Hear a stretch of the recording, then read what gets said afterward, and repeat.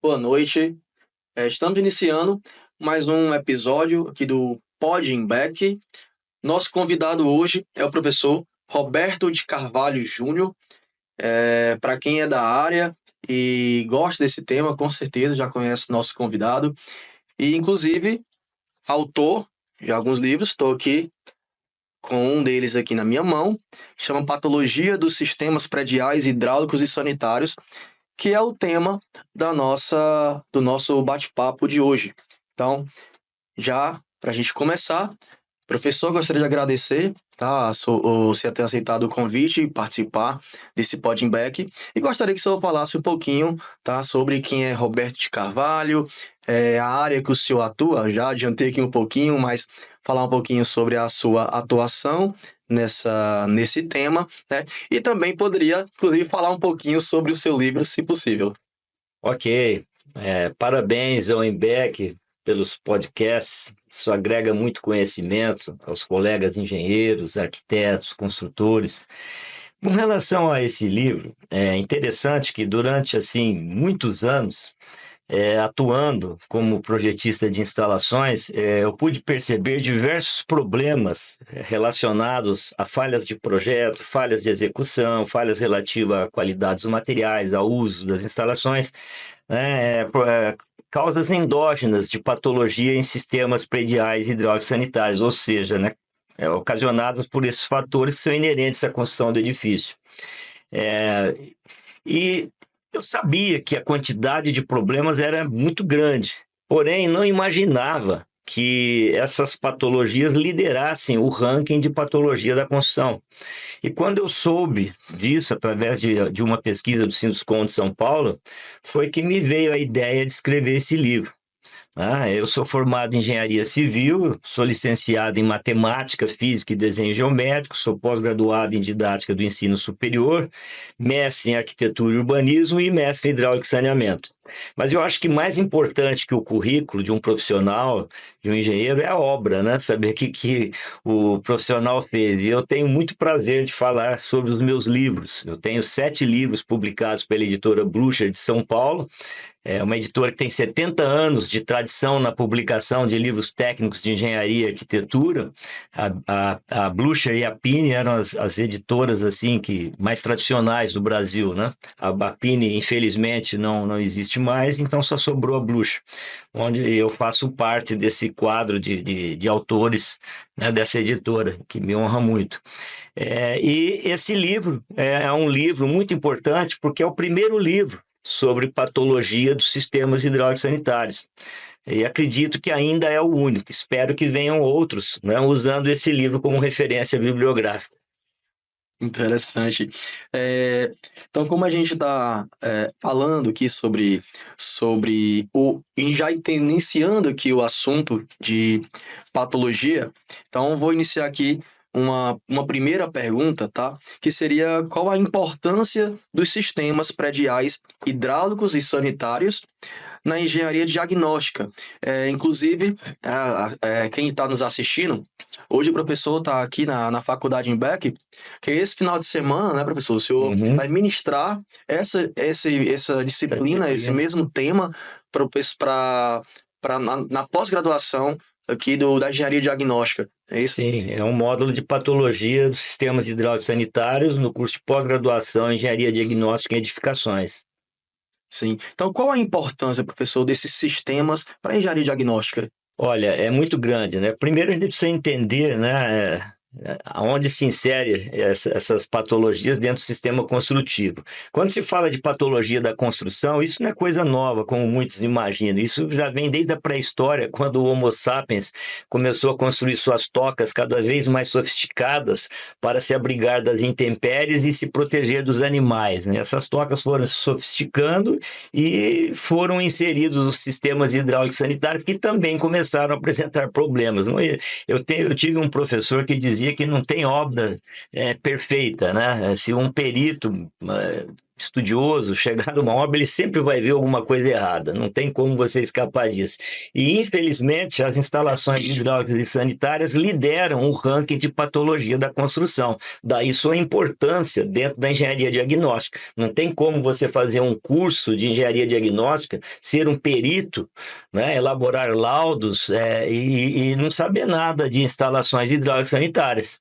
Né, porque é o que lidera hoje a ocorrência de manifestações patológicas no sistema construtivo.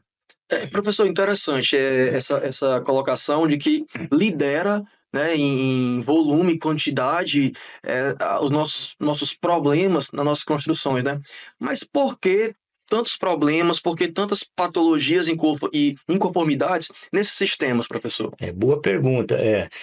Você, como engenheiro, deve saber, já deve ter percebido que o projeto hidráulico sanitário, infelizmente, eu falo infelizmente com muita dor no coração, é considerado um projeto secundário na obra por muitos construtores e colegas engenheiros. Muitos o consideram supérfluo, que é um erro, né, muito grande, porque ele é tão importante ou mais importante que os demais. Por quê? Bom, as instalações hidráulicas e sanitárias, elas oferecem todas as condições humanas de habitabilidade na cocção de alimentos, na higiene pessoal. É uma instalação que faz parte do nosso dia a dia. Nós temos contato diário com essas instalações. Você acorda, o que você faz logo que você acorda? Você vai usar o banheiro, você vai usar a água, vai descarregar esgoto. Então, é uma instalação que faz parte do nosso dia a dia, né? Ela é tão importante quanto os demais projetos. E muitos construtores, infelizmente, não dão o devido valor que essas instalações merecem. E por esta razão é que nós temos essa ocorrência tão grande de manifestações patológicas, né, no pós-obra. Quem não tem uma torneira pingando em casa, né? Quem não tem um probleminha de umidade, de infiltração, é muito difícil. Além disso, também, é muito fácil você entender isso, né? Por que essa desvalorização do projeto hidráulico sanitário? Quando eu explico isso, eu costumo dar outro exemplo. Por que obras de saneamento básico, né, não são importantes para um prefeito, para um governador?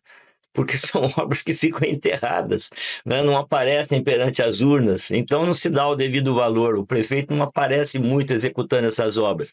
Da mesma forma, as instalações, elas ficam embutidas, enterradas, né, escondidas em forros, em shafts, então não se dá o devido valor.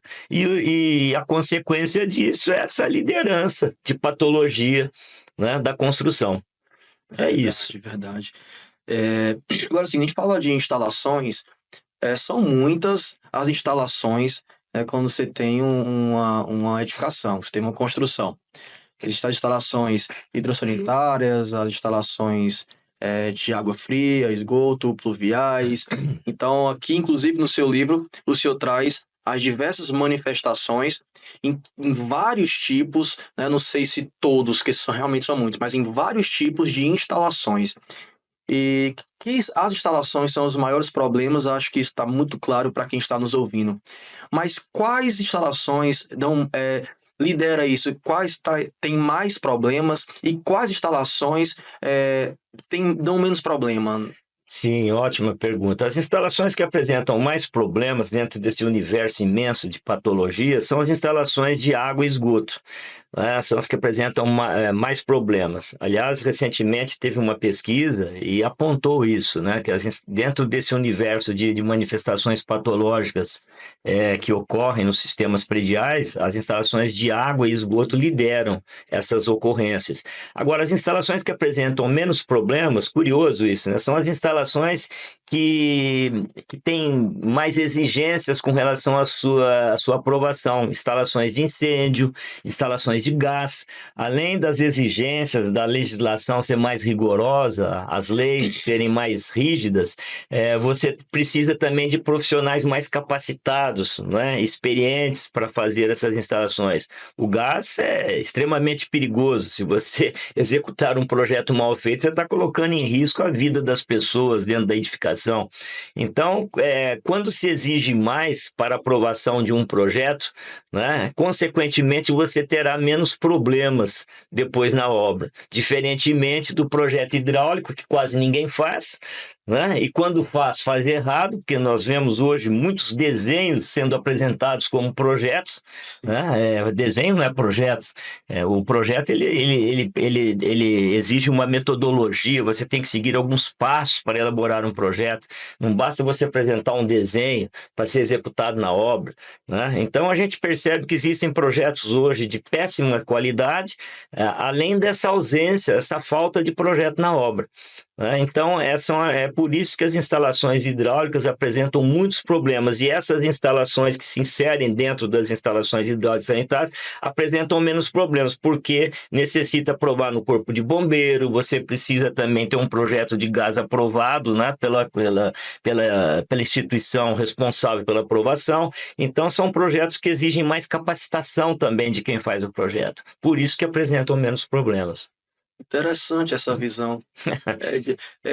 De fato, Sim, de fato, é, o, as instalações hidrossanitárias, água, esgoto, é, parece ser tão fácil que acaba não sim, tendo fiscalização, fica exato. na mão do operário. O operário também pensa que é Sim, fácil, qualquer pedreiro que, coloca um tubo de que cola no bolso e fala que é encanador, que é instalador, né? Sai soldando cano de qualquer jeito aí, sem capacitação nenhuma. Aliás, eu diria para você, a pior mão de obra que nós temos na construção civil é a do instalador hidráulico. Eu sei que em algumas regiões chamam de bombeiro sim, hidráulico, né? que O é estado bombeiro, né? é bombeiro hidráulico. O estado de São Paulo a gente chama de encanador, né? Instalador em outras regiões. Mas enfim, é tudo a mesma coisa e é péssima essa mão de obra, né? E não se justifica também, porque grandes empresas, né, do setor, posso citar a Tigre, a Manco, oferecem cursos de capacitação para esses profissionais, e muitos não fazem esses cursos, que são gratuitos, inclusive, né? Então a capacitação é muito ruim, se executa muita obra assim de qualquer jeito. Hoje qualquer pessoa acha que é apta a executar uma instalação, né? E ocorrem muitos erros também por falhas de execução, além de falhas de projeto, né? Sim. Acredito que até o final da nossa conversa a gente pode entrar um pouquinho mais nessas falhas, né, de projeto Sim, e execução. Mas a gente estou aqui com um caminho a seguir, porque o assunto ele é tão é grande, grande. né? A gente vamos tentar aqui seguir um caminho até para quem está nos ouvindo e assistindo, Sim, né? Possa também seguir uma linha de sim, raciocínio, com né? certeza. Então, a gente estava falando sobre as principais instalações que apresentam, mas a gente entendeu que a de esgoto e a de água fria são as principais instalações, né? Mas qual a principal causa, então, dessas instalações trazerem tantos problemas? Conversamos agora que a mão de obra é uma delas, Sim. que o projeto. Tem mais algum outro ponto que a gente possa colocar nessa situação? Sim, nós temos quatro principais causas de patologia em sistemas hidráulicos sanitários. São falhas de projeto, que é a maior incidência, 40%. Muita gente acha que são as falhas de execução, né, que lideram Sim, eu as achei. ocorrências, mas falhas de projeto, 40%. Né? 28% falhas de execução, é uma média. Né? 18% falhas relativas à qualidade dos materiais, 10% associadas ao uso, ao desgaste das instalações e também ao mau uso, e tem também 4% de causas diversas, né? Muita gente me pergunta o que seriam essas causas diversas, é até curioso explicar isso. Você é perito, você é chamado para verificar, né, descobrir a causa de um vazamento numa edificação, lá no forro, que está ocorrendo um vazamento lá, e você chega lá, quebra o forro, pega uma conexão que está corroída pelo rato. Isso seria uma causa diversa. Um perito não pode apontar como sendo causa falha de projeto, falha de execução, nem falha de qualidade dos materiais e nem ao uso e desgaste das instalações. Então, são essas causas que a gente considera causas diversas, Uma, né? uma Então, dúvida mas é aqui. 4%, é uma quantidade bem pequena. Me surgiu aqui uma dúvida minha, tá? Quando você fala projeto, né, que 40% é isso? É relacionado a projeto. quando existe o projeto e mesmo assim e esse projeto está falho, ou não existe projeto ou quando não existe o projeto, já considera-se que é falha de execução ou seria nesses outros? Como é que fica essa Não, situação? quando não existe projeto, você não pode considerar como sendo falha de projeto, né? Aí entra também nesse universo de falhas de execução. Entra em falha de execução. Mas o que acontece muitas vezes é que você envia um projeto para obra e ocorrem modificações nesse projeto, né? Muitas obras são executadas através de desenhos e não de projetos, né? Então, é por isso que essas falhas de projetos são as principais responsáveis pelas patologias que ocorrem nos sistemas hidráulicos sanitários. Sim. Então, mesmo sendo pensado, não ficou adequado, talvez, para aquela situação, para aquela obra. Sim, sim. Isso é uma média, né? Esses índices percentuais é uma média baseada assim, em várias pesquisas.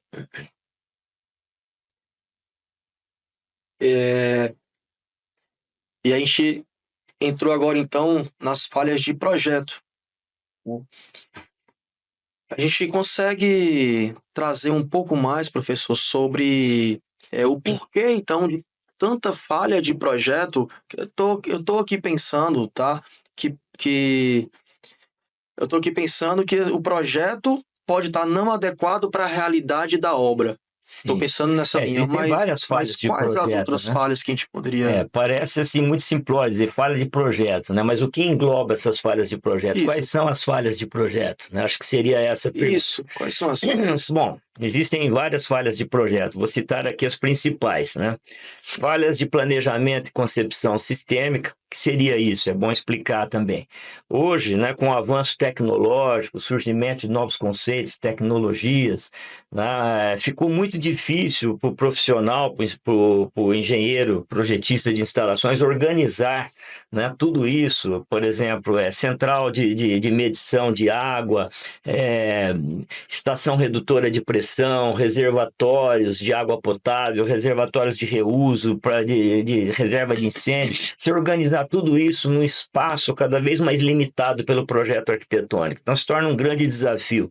E aí ocorrem muitas falhas de planejamento e concepção sistêmica. Isso sem falar das falhas de ergonomia para a utilização dos aparelhos que já vem lá do projeto de arquitetura, né? A gente percebe aí muitas construtoras vendendo apartamentos de 1, 2 dormitórios, né, que se o cara abrir a porta do banheiro e alguém estiver lavando a mão no lavatório, joga o cara em cima do lavatório. Se você estiver tomando banho, você tem que se ensaboar assim só na vertical, porque você não consegue abrir o braço, que você bate no box, do lado da parede, de tão reduzido que é o espaço do box. Essas falhas são falhas de ergonomia que deveriam ser, né, previstas, né, ou evitadas pelo arquiteto e não pelo engenheiro de instalações.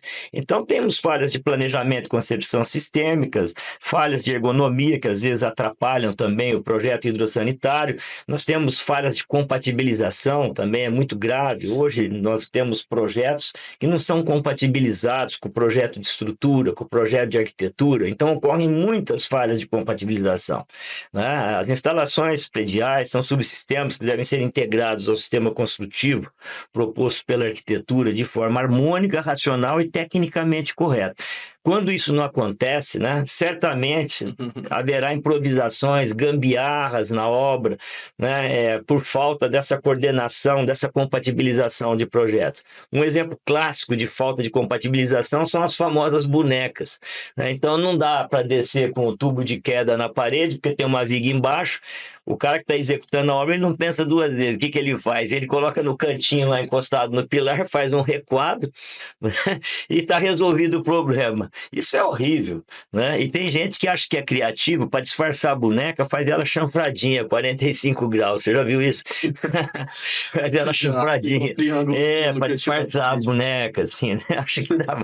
E, olha, eu já entrei em apartamentos que tem boneca no banheiro, em todos os banheiros tem boneca, na cozinha tem boneca, na área de serviço tem boneca. A gente poderia chamar até de casa das bonecas. Se bobear, tem uma boneca na sala escondendo um tubo de águas pluviais no canto cantinho também. Isso às vezes causa até assusta a quem o morador, porque muitas vezes acaba que essa boneca é o motivo de uma fissura. Você tem Sim, um pilar, né, a viga concreta, exato. a pessoa vem, faz uma boneca de gesso, alvenaria e não faz uma ligação. E essas bonecas, elas me É, chamam muito, sabe? Porque sempre, rapaz, tem uma fissura, eu acho que é pilar e isso. tal. Não, é uma boneca, É uma calma, é uma boneca. boneca É isso uma aqui. boneca. É onde passa a tua Sim. instalação. Tem muitas falhas de compatibilização, né? A gente poderia ficar horas discutindo sobre o tema. A criatividade é muito grande, né?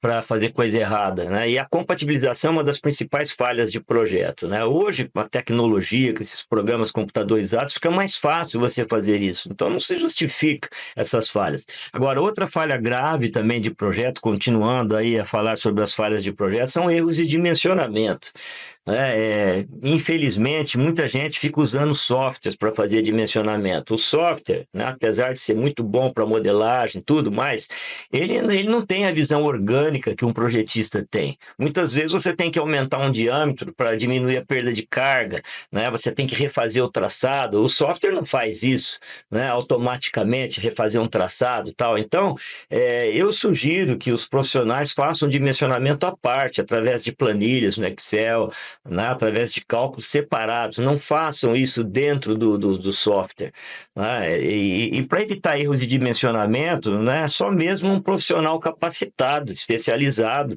que tem assim, uma experiência grande, né, em dimensionar as instalações. Porque se você não tiver experiência, não souber fazer projetos, é como eu disse no começo, você vai fazer desenho só.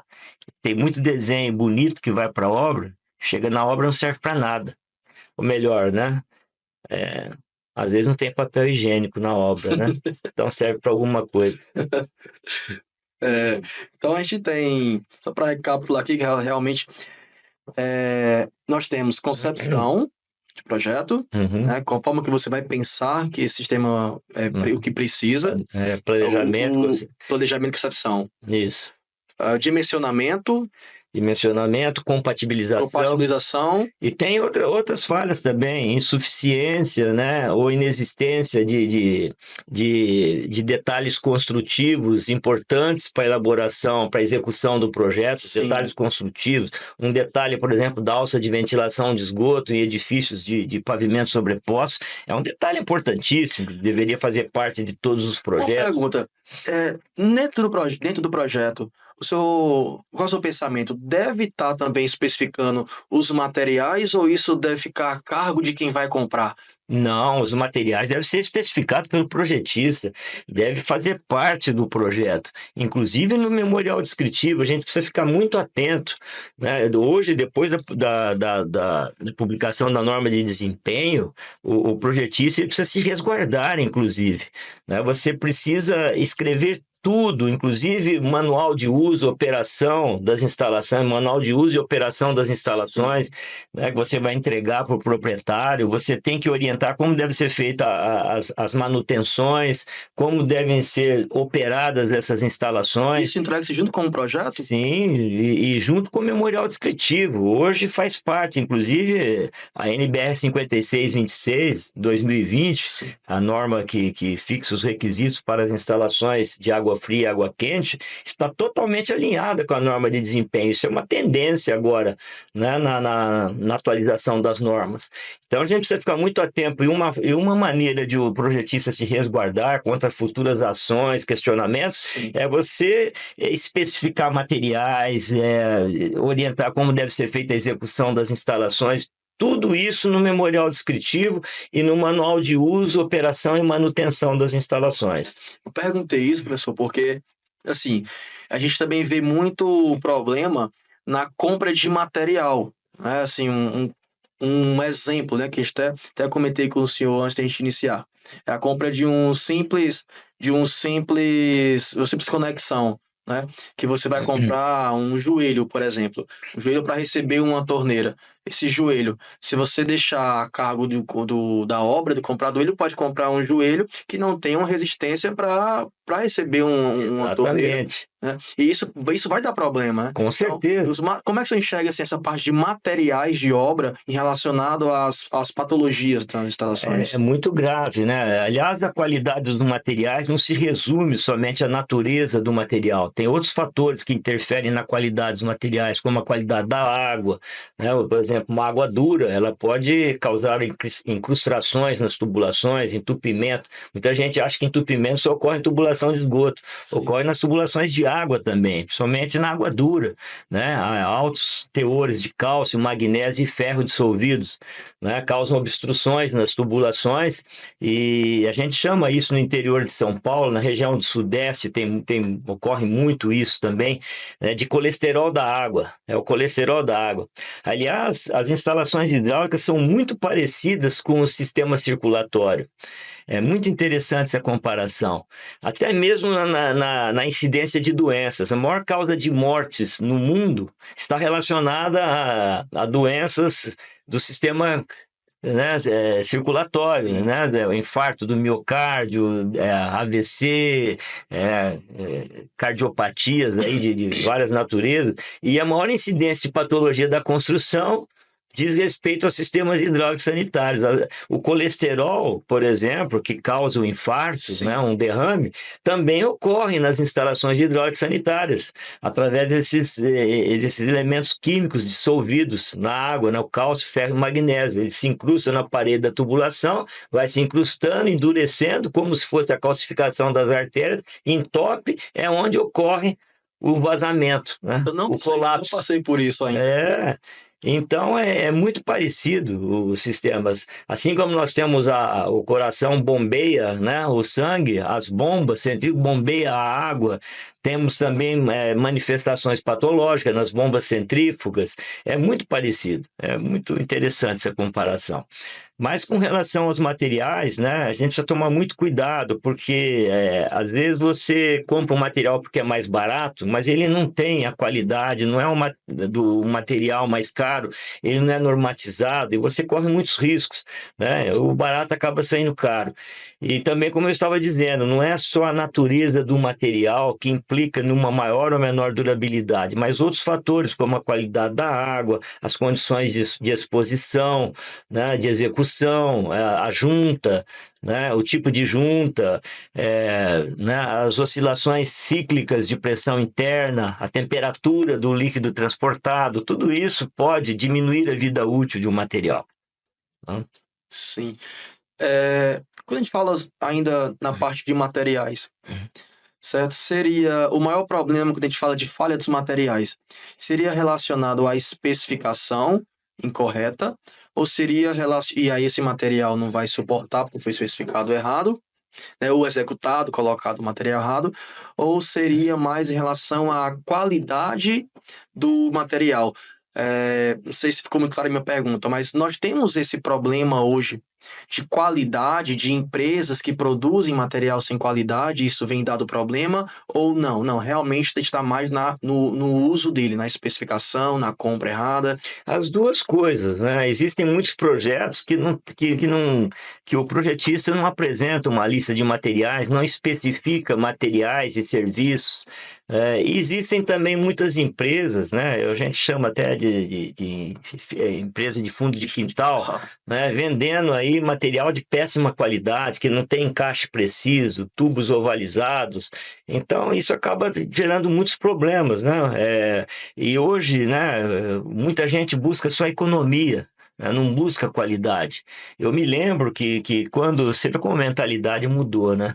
Eu me lembro que quando surgiram esses materiais à base de plástico para condução de água quente, né, na década de 90, começo dos anos 90, surgiram o CPVC, a Tigre lançou o CPVC e depois a Manco lançou o PPR. Hoje as duas empresas fabricam os dois materiais, mas quando surgiram esses materiais à base de plástico, muitos construtores, engenheiros chegavam no meu escritório e me pediam para fazer o projeto com cobre, em cobre, água quente com cobre. Eles não acreditavam acreditavam que o plástico não se deformaria a médio e longo prazo na condução de água quente. Eles tinham muita desconfiança. Aliás, é engraçado, né, que todo novo conceito, tecnologia, quando surge, há uma resistência inicial no mercado. E Sim, depois, né, acaba se comprovando, né, que não tem por que isso. Esses materiais, inclusive a base de plástico, são normatizados, tudo. Existem aí até hoje, né? E não ocorrem mais problemas. Mas outro exemplo que a gente pode dar nesse sentido, hum, quando a ducha higiênica substituiu o bidê. Né? Os arquitetos começaram a substituir o bidê pela ducha higiênica. As pessoas mais velhas, mais conservadoras, elas não aceitavam a ducha higiênica de jeito nenhum. Eles queriam porque queriam o bidê no banheiro. Os arquitetos argumentavam que o bidê era uma peça anti-higiênica, né? Devido à possibilidade da contaminação da água pela retrosifonagem, pressão negativa, mas não havia meio de você convencer as pessoas mais tradicionais, mais antigas, né, a utilizar a ducha higiênica, que você ocupa menos espaço no banheiro. Hoje ninguém mais fala do bidê, é peça de museu. Então existe essa resistência inicial, né? Outro exemplo que eu posso dar, quando surgiram as válvulas as caixas de descarga em substituição às antigas válvulas, né, em função do uso racional da água. Nossa, o pessoal tinha pavor dessas caixinhas acopladas, essas caixas de descarga acoplada, né?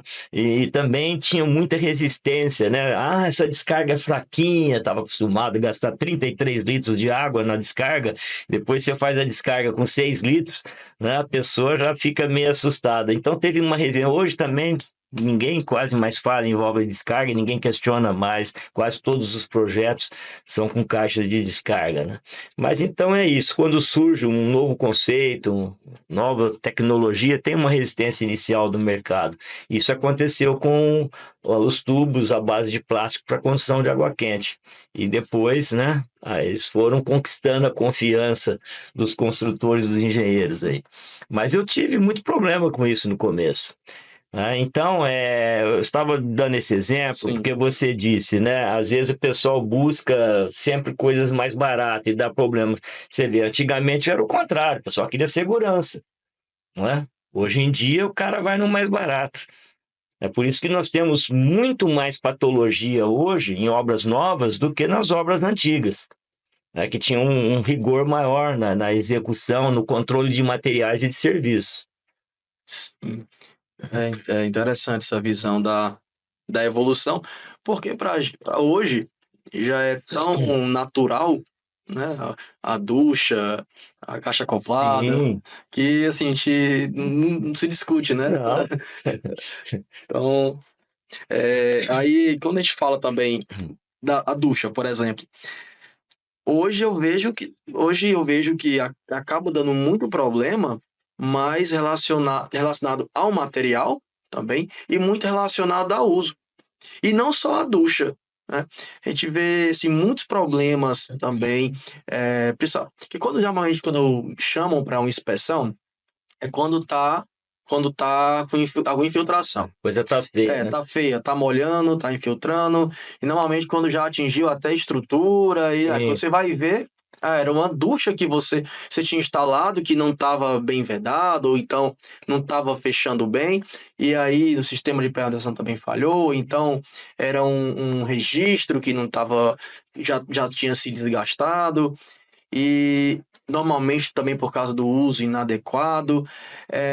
Tô trazendo isso porque assim, eu penso também que, além de projeto, execução, materiais, o uso também possa ser um problema também grande, né? é a causa é uma das causas de Você patologia. tem exemplos, professor, de, Sim, de alguns acontecimentos? com certeza. Bom, o uso, o desgaste dessas instalações representa, em média, 10% das patologias de sistemas hidráulicos sanitários. Nenhuma instalação estará livre, né, de patologias decorrentes do uso, porque toda edificação, né, está fadada ao desgaste natural decorrente da ação do tempo. E as instalações, as tubulações, dispositivos e equipamentos também se inserem, né, nesse contexto. Sim, Também sofrerão esse desgaste ao longo do tempo. Né? Um aquecedor, por exemplo, né? E vai apresentar problemas, ainda mais porque não existe essa cultura da manutenção, né? Então, isso agrava ainda mais o problema. Mas todas as instalações estarão fadadas a esse desgaste natural decorrente da ação do tempo. Eu posso dar como exemplo o ferro galvanizado, que tem uma vida útil, em média, né, de 10 anos. 10 anos. Assim, quando você não tem uma qualidade da água ruim, por exemplo, ele não dura mais do que 10 anos. Ele pode chegar a 18, 20 anos a sua durabilidade, no máximo, se você tiver uma água, né, sem esses elementos químicos que possam contribuir com uma corrosão prematura. Mas o ferro galvanizado ele tem uma vida útil limitada perto do PVC. Então, se um perito constata um vazamento num sistema de recalque executado com ferro galvanizado em um prédio que tem mais de 30 anos, é por isso que é importante entender essas causas. O perito ele não pode escrever lá no seu laudo que se trata de uma falha de projeto, ou uma falha principalmente decorrente da qualidade dos materiais. E aí que é o engano, né? O material não tem nada a ver com isso. É o tempo de uso. Uma instalação de 30 anos em ferro galvanizado é natural que ocorra, ou que já esteja ocorrendo um processo de corrosão. E isso pode ocasionar vazamentos ou não, né? Mas com certeza, com o passar dos anos, ocorrerá, né? Então, é uma falha decorrente do uso, do desgaste das instalações. É um exemplo, né, comum, aliás, nessas instalações mais antigas. Sim. Estou aqui também pensando que a falta de proteção nas instalações também possa estar inserido nesse uso, né? Porque se você tem uma instalação que sofre um impacto, está Sim. exposto, né, As ali condições de exposição condições. é uma das causas também que pode, né, assim, acelerar, né, esse desgaste e ocasionar também um problema no material. Eu lembrei disso porque eu lembrei aqui de um caso de uma tubulação pluvial que fizesse uma fachada e aí as crianças elas danificaram essas instalações. Aí me chamaram que a residência estava tendo muita infiltração e ver era o uso daquele sistema que Tubo de estava águas tubo de água pluviais pluvial externos. externo. Então, isso já é um erro de projeto. O PVC ele não pode ser usado, né, em prumadas externamente, sofrendo a ação dos raios ultravioletas. Ocorre uma desordem química na tubulação, esses tubos vão se ressecar e podem trincar com o tempo. Tem muitos erros de projeto, né, relativos à utilização de tubos de PVC como elementos de fachada.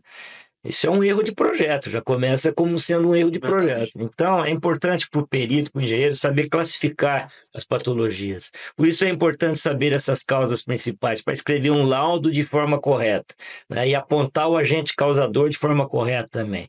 Você faz o relato da manifestação patológica e aponta, né, a causa, né, de forma correta. Porque se você apontar de forma errada e vier uma contraprova uma perícia do lado oposto, você pode ficar também, né, com seu laudo comprometido aí, e sofrer as consequências até de uma ação de danos morais aí, né? Eu vou aproveitar e vou deixar Você uma dica. acusar um projetista de erro de projeto foi uma falha de Pois eu vou, execução. vou deixar uma dica então, tá? Ó. O livro aqui do professor, só para vocês terem uma noção, tá? Do conteúdo do livro. Não sei se. Vou abrir aqui o sumário e. Deixa eu ver aqui se. Não sei se vai dar para ver, mas. Ó. Nós temos vícios construtivos, defeitos e danos, manifestações patológicas em sistemas prediais hidráulicos e sanitários, patologia de sistemas prediais de água fria, ó, patologia de sistemas prediais de água quente, de esgoto, de águas pluviais, norma de desempenho, instalações hidrossanitárias. Para você ver a quantidade, e cada capítulo desse, a quantidade de conteúdo, gente, não é brincadeira. Então, é como você falou, a gente está falando de primeiro que é um mundo, né, instalações, Sim. e dentro desse mundo que representa também a maior parte das patologias, então acaba sendo assim uma obrigação nossa estudar isso até para, como você falou, a gente se proteger em uma Exatamente. inspeção, né? A gente não colocar a culpa na pessoa errada e depois, Exatamente. perder essa credibilidade que é tão difícil conquistar, né? Exatamente.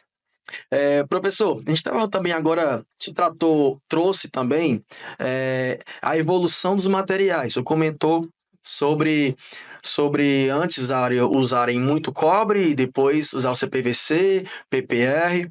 Isso é uma evolução. E eu vejo muito que assim, nós não paramos de tentar evoluir. Eu não vejo tanta mudança assim, nas instalações que estão sendo executadas.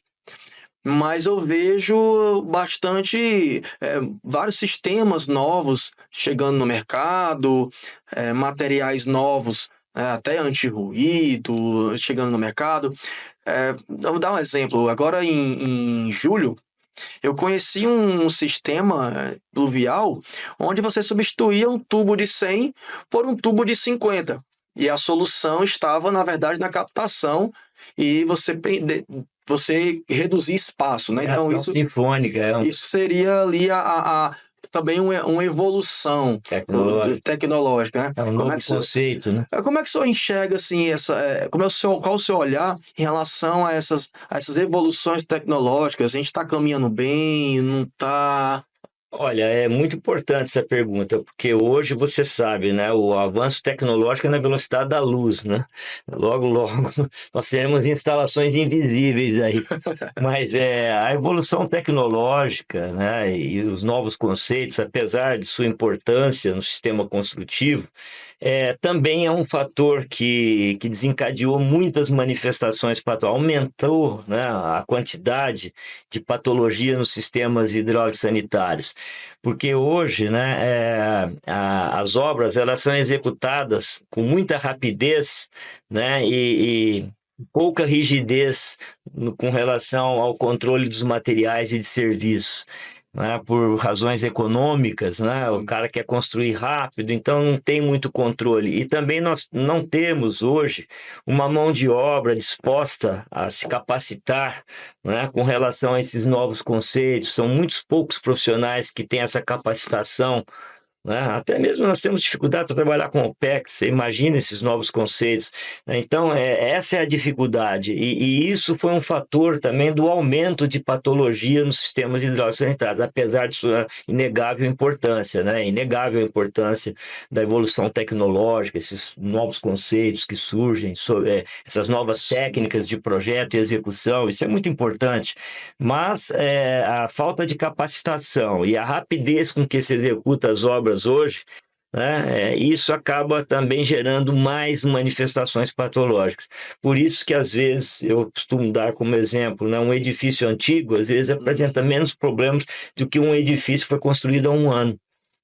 Né? Às vezes você encontra isso, essa comparação, assim, é absurda até. Tem alguma tecnologia que o senhor pense assim ser importante, deveria estar sendo utilizado e não está? Tem.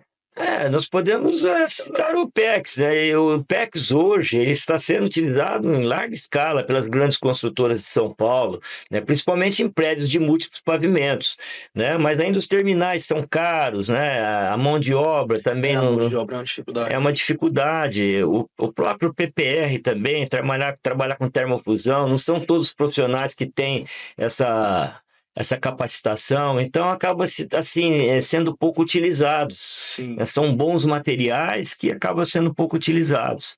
Né? Às vezes por falta de capacitação, uma mão de obra ruim. Aliás, tem muitas falhas de mão de obra, né? Assim, modificação de projetos sem consultar o autor do projeto, né?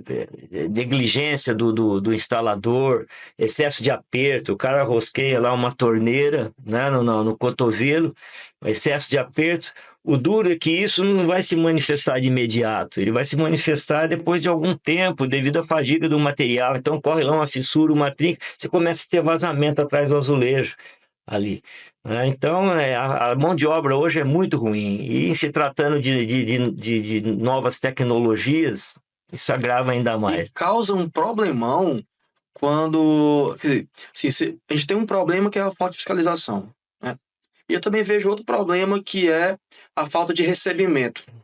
Que você está fazendo instalação, começam a liberar outros serviços em cima da instalação, e quando você vai ver que a instalação, olha, a execução não foi bem feita, ou aquele material não foi bem feito, o prejuízo não é só aquela instalação, né?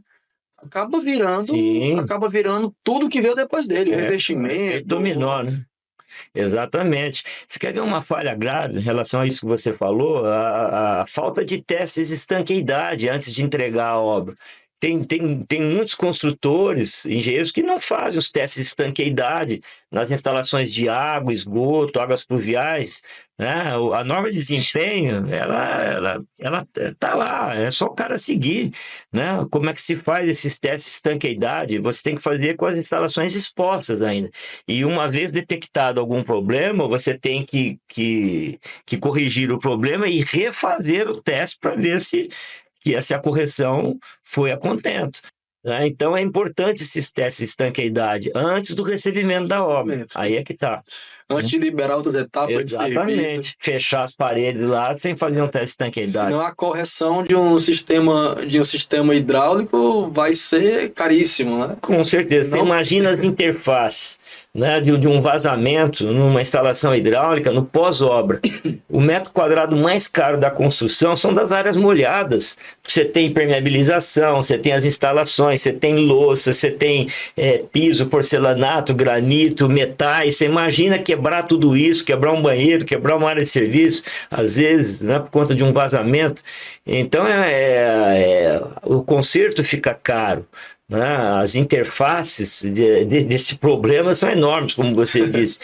Então tem que tomar muito cuidado no recebimento da obra. Até conferências simples, né, professor? Como o posicionamento dos pontos, né? Sim. Olha, o que na minha época de estágio, era essa a minha função. Vai lá conferir os pontos. Rapaz, era ponto com 35, de bacia, né? De 35, 45, aí, poxa, ponto de água deveria estar com 40, com 20. 20, imagina depois o problemão que essas coisas causam, né? A gente vê muito sifão torto por conta disso, né? Esses eixos que não coincidem, é um problema. Aliás, e aí já vem um outro problema, que é o mau cheiro, né? O sifão. Com certeza não tem o fecho hídrico, tem muito sifão que é instalado sem fecho hídrico, em formato de cobra, em formato de... Aliás, no meu livro eu mostro muitos exemplos nesse sentido. É que assim, o problema que causa instalações não é só infiltração. Não. Como você comentou, a parte ergonômica, né? Você abrir uma porta e vai bater no usuário porque não foi pensado a alocação dos pontos. Então, essas questões de área ergonômica é um problema sério isso, porque tem muitos arquitetos que fazem uma faculdade de arquitetura, mas até hoje não aprendeu que a área ergonômica é uma área necessária para a utilização do aparelho. Não é só para a instalação do aparelho, é instalação e utilização. Então, você tem uma área para utilizar o aparelho que tem que ser respeitada no projeto de arquitetura, né? Você quer ver outro exemplo também muito comum? Esses apartamentos que estão sendo entregues atualmente, sempre diminuindo cada vez mais as áreas molhadas, porque, né, eu disse, é o metro quadrado mais caro da construção. Então você imagina quanto o construtor ganha economizando, né, nas dimensões de um banheiro, de uma cozinha, de uma área de serviço. Você quer ver um problema grave que ocorre com relação a isso? Área de serviço. Como é que eles entregam um apartamento? Eles instalam um tanque e deixam um espaço para você colocar a máquina, não é isso? Isso. Tá. Se você mora numa casa, tem uma máquina antiga, provavelmente essa máquina não vai caber naquele apartamento novo que você comprou. Você vai ter que fazer uma pesquisa no mercado, né, e ver se existe uma máquina com aquelas dimensões diminutas para você instalar lá naquele espaço que foi reservado na área de serviço. Verdade. Então, olha, você tem tantos problemas de falta de planejamento, né, e concepção sistêmica, é aquilo que nós falamos, é uma das falhas de projeto, e essas falhas vêm do projeto de arquitetura, muitas vezes, Né? Aliás, um bom projeto de arquitetura, fica a dica para os arquitetos aí, deve entregar também uma planta de pontos de hidráulica e de elétrica para o engenheiro de instalações depois desenvolver o projeto. Que não é o projeto hidrossanitário, não. Que fique claro, porque às vezes tem gente que entrega isso como projeto. Entrega, ó, quer alocar aqui os pontos, tá o e projeto, tá aqui o projeto. Projeto aí. Não, pelo amor de Deus. Foi isso que eu quis dizer, né? É mais comum do que a gente pensa, né? Com certeza. Então a gente tem infiltrações, tem ergonomia, tem mau cheiro se você não dimensiona bem, tem também a questão de pressão de água, né? Pressão também. suficiente. Tudo isso são consequências, né? Tem retorno de espuma. Retorno de espuma. Em edifícios. Isso é uma patologia também que aborrece muito. Professor, estamos chegando aqui nos momentos finais do nosso bate-papo. É sempre assim. Você conversa para 3 horas. Não é para um podcast rápido. Não, nosso podcast é sempre assim. A gente conversa e rapidinho, quando você vê, já passou aí. Muita coisa errada para comentar. Muita coisa errada. Mas tenho certeza que se a gente sentar novamente aqui nessa mesa, a gente vai ter outros mil assuntos e podcast 2, 3, 4 de sistemas hidráulicos sanitários. Mas nesse momento eu gostaria de deixar, certo, novamente o agradecimento, tá? E também agradecer o que nós conversamos aqui, porque eu tenho certeza que para quem está nos assistindo deve ter com certeza abriu a mente para novos conhecimentos, porque para mim me chamou a atenção vários pontos durante a nossa conversa que isso aqui realmente eu não conhecia, eu preciso estudar mais um pouco disso, ou seja, no final a gente entende que nós precisamos nos capacitar mais, estudar mais, para que a gente entregue o melhor para as pessoas que vão receber uma edificação, para as pessoas que vão utilizar dos sistemas hidráulicos, hidrossanitários. E esse é o nosso papel, né? Nós temos que estudar para entregar o melhor. Com certeza. Né? Então, eu agradeço a oportunidade. Aliás, eu tenho desenvolvido um trabalho de jesuíta, né? Vamos dizer assim, você lembra quando os jesuítas chegaram no Brasil, catequizaram os índios? Eu estou tentando mostrar para os colegas engenheiros e arquitetos a importância do projeto hidrossanitário na obra. Ele não pode ser considerado um projeto secundário, um projeto supérfluo. Ele é tão ou mais importante que os demais projetos. E a consequência dessa negligência com relação ao projeto hidrossanitário é essa quantidade de patologia nos sistemas hidráulicos sanitários, que lideram o ranking de patologia da construção. Embora não sejam tão graves quanto as patologias de estrutura, mas em termos quantitativos, são as manifestações patológicas que mais causam aborrecimento e prejuízos para os construtores, que têm que indenizar o cliente depois, refazer serviço. Então, gente, vamos levar a sério o projeto hidráulico sanitário. E coloco mais, na verdade, muitos dos problemas também que nós temos estruturais vêm justamente das infiltrações das instalações. Sim. Então acaba que o problema de instalação torna-se um problema estrutural. Sim, é uma causa primária, às vezes, que desencadeia outras patologias. Problemas de fachada e... Olha, é tão difícil a gente encontrar... Quando a gente vai fazer uma inspeção, a gente tem que ir na origem. Tem que encontrar a origem, porque senão não adianta. Você chega, a estrutura, mas onde foi a origem? Quando trata-se de instalações, se você não entender como que funciona o sistema de instalações, olha, aquele problema estrutural, ele se agrava. Pessoal, realmente eu vou acabar puxando mais aqui assunto e vai acabar aqui. Tá? Então, obrigado, tá? Mais uma vez. E então, pessoal, isso foi mais um Pod Back e espero que tenham gostado e até o próximo episódio.